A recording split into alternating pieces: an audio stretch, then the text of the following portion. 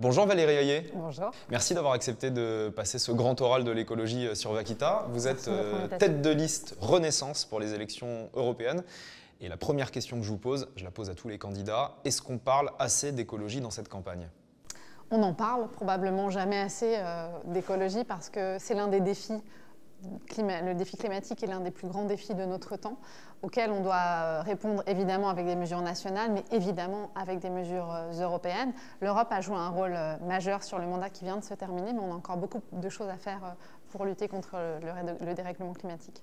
On va essayer de mieux vous connaître avec un petit quiz qui s'appelle « Quel écolo êtes-vous ?» pour savoir ce que vous faites au quotidien pour limiter votre impact sur l'environnement. Donc je vais vous poser quelques questions. Est-ce que vous mangez de la viande et du poisson ? Oui. Est-ce que vous réduisez, est-ce que vous essayez de réduire votre consommation de viande et de poisson ? Non, parce que j'en mange raisonnablement. Est-ce que vous avez une voiture ? Oui, j'ai une voiture. Thermique ou électrique ? Hybride. Hybride. Est-ce que vous triez vos déchets ? Oui. Vous avez un compost ? Oui. Est-ce que vous chauffez l'hiver à 19 degrés comme c'est recommandé par le gouvernement ? Je suis un peu frileuse, mais oui, d'autant que je suis assez peu chez moi, donc j'ai moins de difficultés à tenir ces 19 degrés. Est-ce que vous avez des investissements financiers dans les énergies fossiles ? Non. Est-ce que vous donnez à des associations de protection de la nature ? Non. Non, vous n'êtes pas adhérente dans une association de protection de la mais nature. je le devrais. On va passer aux 1 minute chrono. Je vais vous donner 1 minute pour nous expliquer pourquoi, selon vous, vous êtes la candidate la mieux placée aujourd'hui pour défendre l'environnement au niveau européen. Pourquoi voter pour vous plutôt que pour les autres ? Voter pour moi parce qu'avec la majorité présidentielle, on est l'écologie des résultats. Je crois que les dernières annonces sur la baisse des émissions de gaz à effet de serre sur l'année qui vient de se passer sont révélatrices de ça. Près de moins de 6% d'émissions de gaz à effet de serre, à la fois grâce à l'action au niveau national et au niveau européen. Et c'est fondamentalement l'écologie que je porte, l'écologie pragmatique des résultats, loin du climato-scepticisme de certains et loin de l'écologie jusqu'au boutiste d'autres. Si on veut être efficace, si on veut avoir du résultat, et c'est très vrai au Parlement européen, il faut savoir être ambitieux, mais aussi mener une écologie pragmatique qui ne laisse personne au bord de la route et qui soit viable d'un point de vue économique. Et sur le mandat qui vient de se terminer, on a mis sur pied le pacte vert, la loi climat, avec l'objectif de neutralité climatique d'ici à 2050. La négociation, elle n'était pas facile, évidemment. C'est aussi le plan de relance, 750 milliards d'euros, dont 250 milliards au titre de la fléchée sur la transition environnementale. Donc voilà, cette écologie des résultats et puis des éléments programmatiques dont on parlera peut-être un peu plus tard. Je vais vous poser une série de questions auxquelles vous pourrez répondre par oui ou par non. Vous pouvez développer certains points, mais pas tous, pour essayer d'être synthétique. Est-ce qu'il faut interdire les pesticides de synthèse et les engrais chimiques ? Oui, mais à terme. Et le principe, ce n'est pas d'interdiction sans solution, puisqu'il faut pouvoir accompagner nos agriculteurs pour qu'ils puissent continuer à produire. Est-ce qu'il faut interdire le glyphosate ?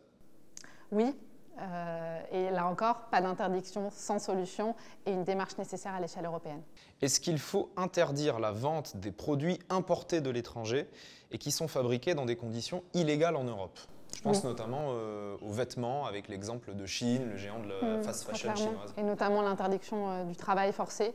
Donc oui, il faut qu'on mette en place des contrôles aux frontières de l'Union européenne avec une exigence de réciprocité. Les produits qui arrivent sur notre marché et qui ne respectent pas nos normes, nos standards en matière environnementale ou en matière sociale ne doivent pas être vendus sur notre marché. Concrètement, ça voudrait dire qu'aujourd'hui, Shein ne pourrait plus vendre ses produits en France. Par exemple, oui. Est-ce qu'il faut arrêter de vendre des voitures thermiques en 2035 en Europe, comme c'est prévu actuellement ? Oui, sans conteste, oui, c'est un impératif.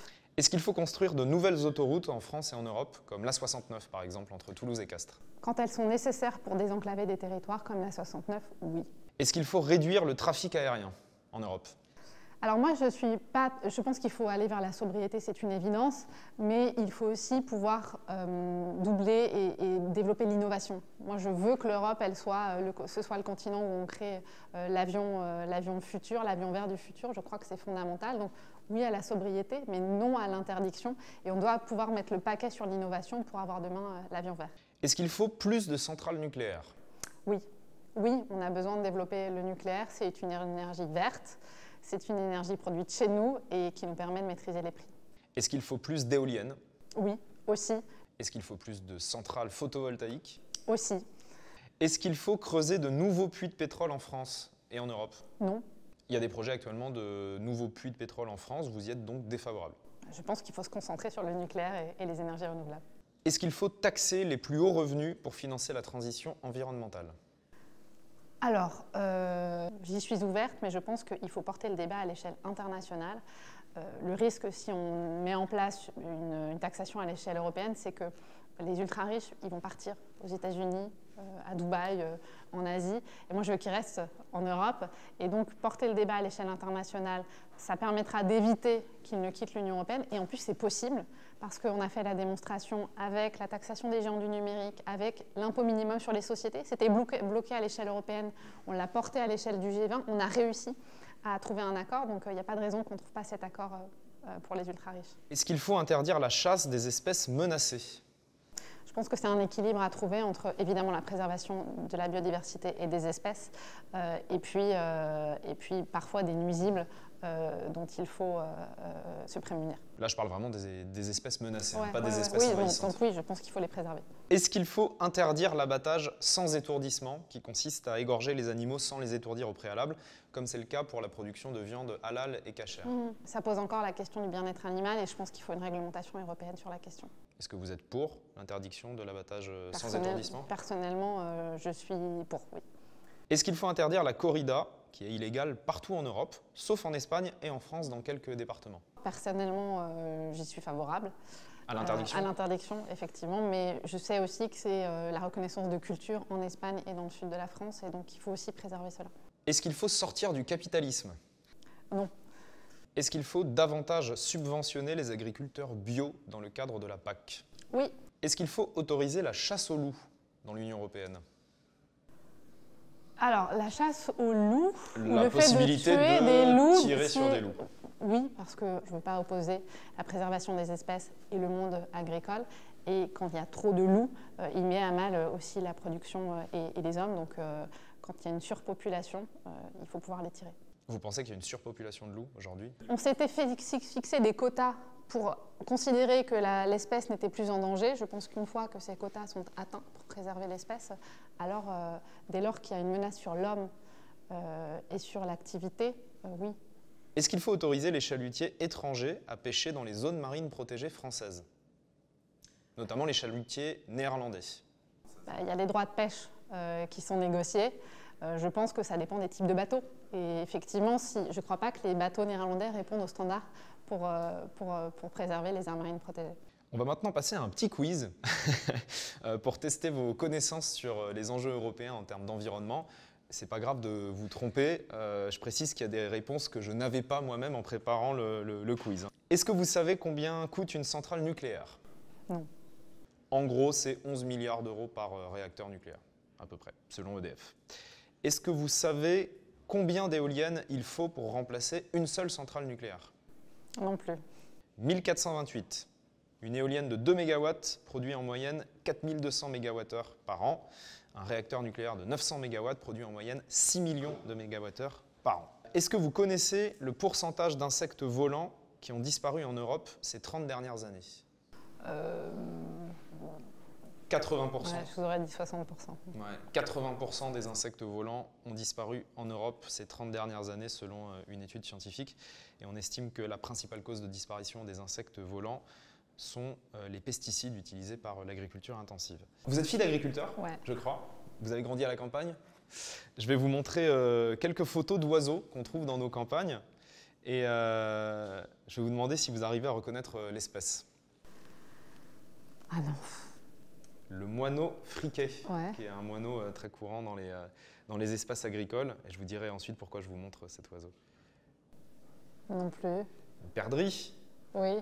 Pareil, très, très fréquente dans les milieux agricoles. C'est un moineau basique, non? Non, c'est une alouette. Ouais. Alouette des champs, qui était un oiseau très commun dans les plaines agricoles et qui est vraiment victime de l'agriculture intensive puisqu'on a perdu à peu près 1,5% d'alouettes chaque année depuis 30 ans.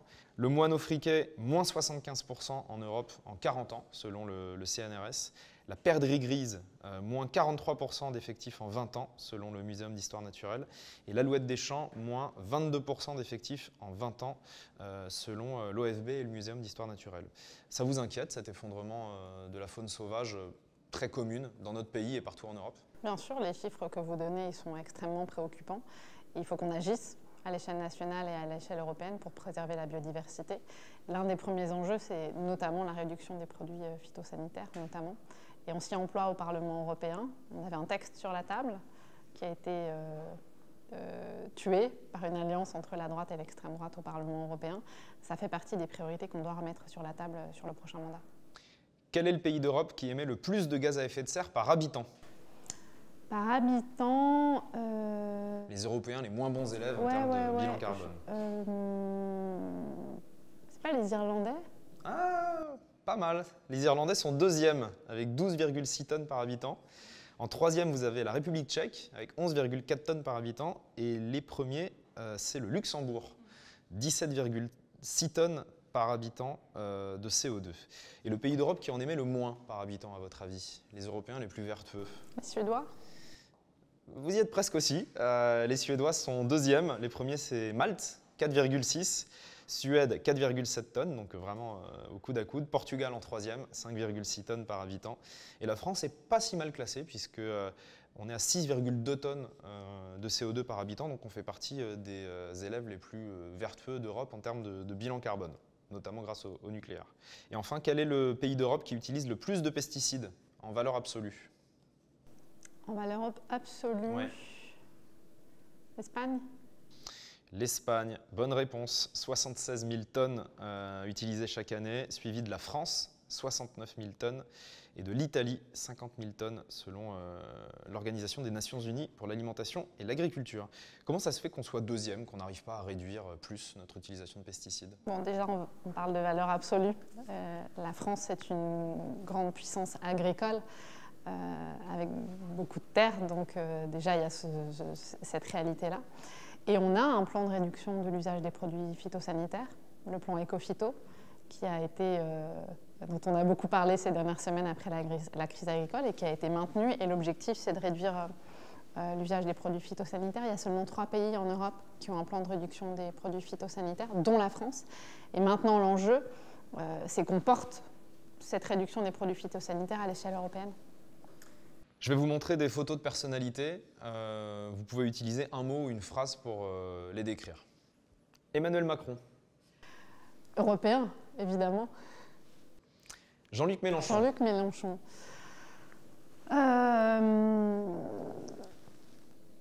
Je crois que Jean-Luc Mélenchon termine sa carrière politique avec une obsession qui est la haine et la division dans notre pays. Marine Le Pen. Je parlais de haine et de division, je pense que ça lui correspond aussi. Et en tout cas, l'hypocrisie parce que le projet, Marine Le Pen n'assume plus le projet de Frexit. Or, quand on regarde le programme de Jordan Bardella aujourd'hui, évidemment qu'ils sont encore les tenants du Frexit. Le Frexit, c'est-à-dire la sortie de l'Union européenne. De la France de l'Union européenne. Ouais. François-Xavier Bellamy, tête de liste LR aux élections européennes, votre concurrent. Un de vos concurrents. Conservateur. Jordan Bardella. Climato-sceptique, très clairement, parce que quand je l'écoute dans les débats, on a l'impression qu'il n'y a pas de sujet avec le dérèglement climatique. Raphaël Glucksmann. Sans influence, parce que Raphaël Glucksmann fait des discours souvent, mais n'est pas au rendez-vous quand il faut assumer des ambitions européennes. La loi climat, qui fixe l'objectif de neutralité climatique, il n'a pas voté. Le plan de relance, il n'a pas voté. Et il se met souvent en marge de son propre groupe. Marie Toussaint. Je dirais courageuse et combative. Bah dis donc, c'est sympa ça. Non, mais je trouve la cause... C'est rare d'entendre des concurrents aux élections se faire des compliments comme ça. Oui, mais je trouve la cause écologique, d'abord, c'est une belle cause qui me tient à cœur, même si on a d'autres manières de faire de la politique et de concerner et de porter l'écologie. Mais elle a des convictions très fortes. Manon Aubry. Radicale. Arnaud Rousseau, qui est le président de la FNSEA, le premier syndicat agricole, et qui est également président du groupe agroalimentaire Avril. Arnaud Rousseau, c'est un syndicaliste engagé, il est là pour défendre sa filière, il le fait. Il est parfois entendu par le gouvernement, parfois pas. Patrick Pouyanné, le PDG de Total. Qu'est-ce que vous voulez que je vous dise sur Patrick Pouyanné? Ce que vous voulez. Vous pouvez passer, vous avez le droit à un joker. Ouais, joker. Willy Schrein, le président des chasseurs. Il est candidat aux élections européennes. Oui, tout à fait. C'est mes concurrents. Il dit qu'il est candidat pour remonter le niveau de testostérone en Europe. Eh ben, je lui laisse son ambition à lui. Je pense que les femmes vont très bien en Europe. Il y a assez de femmes, selon vous, au Parlement Jamais européen assez. et plus généralement au poste de responsabilité On est en Europe. assez exemplaires au Parlement européen. Pour le moment, en tout cas, on a plus de 40% de femmes au Parlement européen. J'espère que le prochain Parlement nous permettra d'avoir encore plus de femmes. Et alors, en Europe, on a une présidente de la Commission européenne, on a une présidente du Parlement européen, une présidente de la Banque centrale européenne. Donc, on a un certain nombre d'incarnations féminines et ça, c'est plutôt positif. Je vais vous montrer des vidéos issues de reportages qu'on a fait avec Vaquita et qui vous concernent, les prises de position que vous avez eues au Parlement européen et au niveau national. La première vidéo que je veux vous montrer, c'est celle d'un jeune homme qui s'appelle Théo, qui a été victime du glyphosate, et il s'adresse au président de la République, Emmanuel Macron. Bonjour Monsieur le Président, je m'appelle Théo, j'ai 16 ans et j'ai eu à la naissance des malformations de l'œsophage et du larynx qui ont nécessité 54 opérations. Qu'en 2017, vous avez promis d'interdire le glyphosate. Je viens d'apprendre il y a quelques semaines que ma pathologie est officiellement liée au glyphosate, selon un comité d'experts. Dans quelques jours, l'Europe et la France se préparent à voter pour réautoriser le glyphosate pour une période de 10 ans. Alors je vous le demande, quand comptez-vous tenir vos promesses?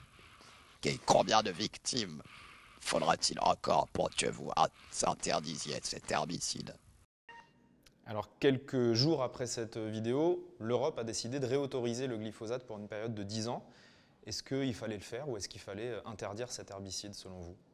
Je voudrais d'abord témoigner mon soutien à Théo, ce qu'il vit, nous décrit.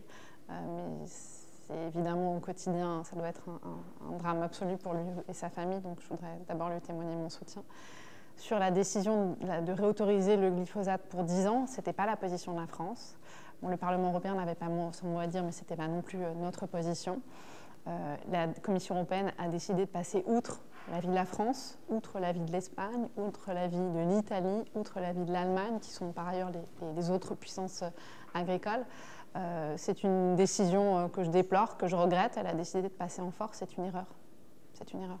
En France, le gouvernement, notamment le ministre de l'Agriculture, Marc Fesneau, soutient le glyphosate, en tout cas s'est prononcé contre son interdiction. La position de la France, c'est de dire on interdit, sauf quand il n'y a pas de solution alternative viable. Et donc l'objectif, c'est de mettre le paquet sur la recherche et le développement pour permettre à nos agriculteurs d'avoir des alternatives. Et c'est notre philosophie sur la question de l'usage des produits phytosanitaires, de la réduction des produits phytosanitaires de manière générale, pas d'interdiction sans solution. Et ça veut dire quoi? Ça veut dire que dans les prochaines années, il faut mettre le paquet sur la recherche et le développement pour accélérer la sortie des glyphosates. Il faut aussi mettre le paquet sur ce qu'on appelle les nouvelles techniques génomiques. Ce sont des semences nouvelle génération qui permettront d'améliorer le rendement et la productivité, mais aussi de réduire les produits phytosanitaires. Alors on a interrogé des scientifiques justement sur cet impact potentiel du glyphosate sur la santé humaine pour réagir à la prise de position de Marc Fesneau. Je vous montre l'extrait. Moi, je veux bien qu'un politique dise « j'assume le fait qu'il y a un risque ». Et donc, j'assume le fait qu'il y a un cancérigène qui soit répandu avec un risque possible de développement de cancer. Je l'assume parce qu'il y a un bénéfice économique. Mais de dire « il n'y a aucun problème », ça, pour moi, c'est problématique parce que ça veut dire qu'on met de côté des expertises qui sont sérieuses. Ce serait un déni scientifique. D'une certaine manière. Il y a des études qui montrent des liens possible avec la carcinogénicité. No one in the world can say glyphosate is safe. There's a biologically plausible link between exposure to glyphosate and damage to relevant areas in the brain that cause Parkinson's. Je crois qu'on est, on va dire, dans une situation de paroxysme du déni de la connaissance scientifique. Je pense que je n'ai jamais vu ça. Quand vous entendez ces scientifiques, ces chercheurs d'instituts de référence comme l'INSERM ou comme l'INRAE nous expliquer qu'il y a un vrai risque pour la santé humaine de continuer à autoriser le glyphosate, qu'est-ce que vous vous dites? Il y a aussi des scientifiques qui disent, c'est le fruit des analyses sur lesquelles la Commission européenne s'est appuyée, qui disent qu'il n'y a pas de risque pour la santé humaine. Des analyses faites par les industriels? Non, pas fait par les commercialisent le industriels, non, glyphosate, non, en partie. par des scientifiques indépendants. Moi, je vous rappelle la position de la France, qui est aussi la mienne. Sortie, interdiction du glyphosate, sauf s'il n'y a pas d'alternative économique viable. Et sauf s'il n'y a pas d'alternative économique viable, il est important parce que ça veut dire qu'il faut qu'on mette le paquet sur la recherche et le développement. Je suis issue du milieu agricole, ça a été dit. Mes parents, mon frère, ils font du conventionnel. Ils ne font pas du bio. Je ne connais pas un agriculteur qui utilise des produits phytosanitaires, à qui ça fait plaisir d'utiliser des produits phytosanitaires, d'un point de vue de la santé, évidemment, et aussi d'un point de vue strictement économique. Donc, les agriculteurs, demain, si on leur dit on a trouvé la bonne solution pour vous passer des produits phytosanitaires, on a les nouvelles techniques génomiques qui vont vous permettre de réduire les produits phytosanitaires, évidemment que ça permettra à tout le monde d'aller dans la même direction. Est-ce qu'il faut faire passer l'économie, la santé d'une filière économique, avant la santé des Françaises et des Français?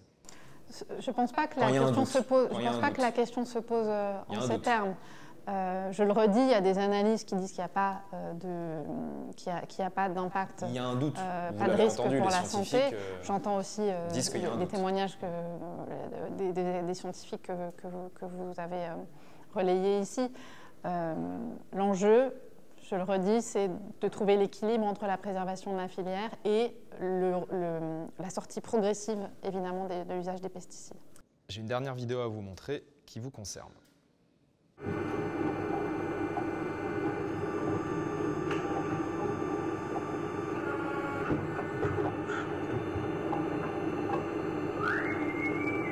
Vous savez ce que c'est? C'est du gavage? Oui, c'est le gavage des oies pour faire du foie gras. Gavage des oies et des canards pour faire du foie gras. Je vous montre cette vidéo parce que vous avez voté contre l'interdiction du gavage au Parlement européen. Alors, il y a beaucoup d'amendements sur ces questions-là, sur la corrida dont vous avez parlé tout à l'heure, du gavage et de la préservation aussi du foie gras. Je vous avoue que sur cet amendement-là spécifique, je ne me souviens plus exactement ce que j'ai voté, mais en tout état de cause, je pense qu'il faut préserver la filière. Et il y a aussi des méthodes de gavage qui sont beaucoup plus en conformité avec les enjeux du bien-être animal. Vous pensez qu'on peut gaver des animaux en respectant leur bien-être? Il y a des méthodes. Moi, j'ai rencontré des producteurs qui nous expliquent que pour les oies, il n'y a pas de problème d'un point de vue gastrique ou de morphologie à ce qu'elles subissent le gavage. Vous êtes contre l'interdiction du gavage. Valérie Hayet, vous êtes très mal notée par le site Politique et Animaux qui note les eurodéputés en fonction de leur action pour la cause animale. Vous avez 4,2 sur 20. C'est pas une note qui est très... Je suis la plus mal notée ou pas? Vous n'êtes pas la plus mal notée. François-Xavier Bellamy a un 2 sur 20, donc c'est pire.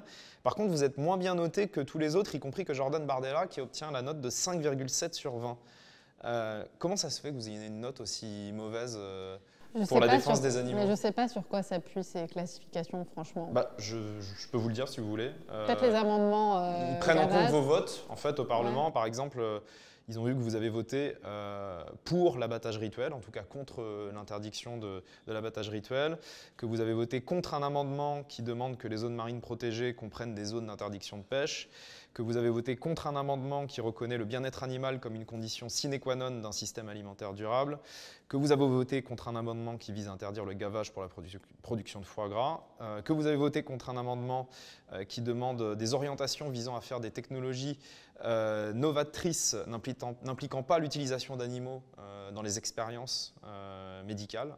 Enfin voilà, il y a une liste, je ne vais pas tous les faire, mais en gros, ils prennent vos votes au Parlement européen et ils vous notent. Et du coup, vous avez 4 sur 20. Ouais. Bon, là, sur les amendements dont on parle, c'est souvent des amendements qui sont mis sur des textes, parfois qui n'ont rien à voir avec les textes, en tout état de cause. Moi, ce sur quoi je me concentre, c'est les enjeux de bien-être animal. On l'a évoqué tout à l'heure, on attend un texte, une proposition de la part de la Commission européenne, et c'est là que les discussions sur le bien-être animal vont véritablement avoir lieu, au prochain mandat. Est-ce que vous pouvez nous donner 2 mesures phares de votre programme européen pour la défense de l'environnement? S'il y avait 2 mesures fortes à retenir, ce seraient lesquelles? La première, peut-être le pacte bleu pour les océans. Les océans aujourd'hui, c'est 50% de notre respiration. Il faut qu'on les préserve. C'est aussi un atout géopolitique. Et donc, je porte l'idée d'interdire l'exploitation des grands fonds marins, l'exploitation minière des grands fonds marins, le fait d'interdire la pollution plastique, évidemment, et puis aussi soutenir nos pêcheurs, parce que moi, je crois fondamentalement qu'on ne doit pas opposer activité de pêche et préservation de la ressource. Les pêcheurs sont des acteurs de la préservation de la ressource. Donc, c'est ce grand plan Pacte bleu pour préserver nos océans. Et puis, un plan à 1 000 milliards d'euros, un plan d'investissement que j'ai appelé Jacques Delors, qui doit notamment soutenir la transition environnementale, le développement du nucléaire, notamment parce que c'est l'un des éléments qui nous permettront de lutter contre le réchauffement climatique. La question de la fin, Valérie Hayé, que je pose à tous les candidats et toutes les candidates. Est-ce qu'à la fin de votre vie, quand vous regarderez vos enfants et vos petits-enfants, vous vous direz que vous avez fait tout ce qui était en votre pouvoir pour leur laisser une planète vivable ? En tout cas, j'ai fait le maximum en étant députée au Parlement européen. Je le redis, en fait, si on veut véritablement faire bouger les lignes, il ne faut pas être jusqu'au boutiste. Et la transition, il faut l'engager, il faut être ambitieux, mais il faut ne laisser personne au bord du chemin. Et moi, je suis fière d'avoir voté la loi climat qui fixe l'objectif de neutralité climatique d'ici à 2050. Je suis fière d'avoir voté le plan de relance avec les 250 milliards d'euros, cette première pierre à l'investissement de la transition environnementale. Il y a encore beaucoup à faire. Évidemment, on a fait beaucoup sur ce mandat. On a beaucoup légiféré avec ce qu'on a appelé le pacte vert. Maintenant, c'est le temps de la mise en œuvre et c'est le temps des investissements et des financements. Merci Valérie Hayé d'avoir accepté de passer votre grand oral de l'écologie sur Vaquita. Merci beaucoup. Merci à vous.